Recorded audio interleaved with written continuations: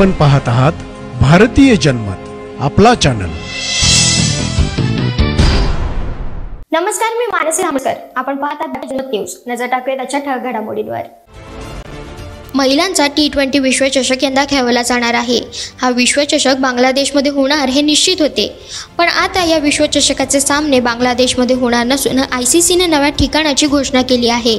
बांगलादेशमधील अराजकतेमुळे आणि तेथील परिस्थितीत सुधारणा न झाल्याने T20 विश्वचषकाचे सामने आता दुसऱ्या देशात आयोजित केले जात आहेत, याची माहिती ICCने दिली। ऑक्टोबरमध्ये होणारा महिला T20 विश्वचषक बांगलादेशमध्ये होणार नसून आता UAE मध्ये होणार आहे, तर बांगलादेश क्रिकेट बोर्डाकडेच या स्पर्धेचे यजमानपद असेल। या स्पर्धेचे आयोजन सुरू ठेवले।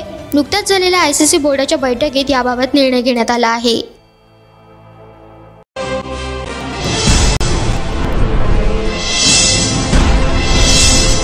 आपण पाहत आहात भारतीय जनमत, आपला चॅनल।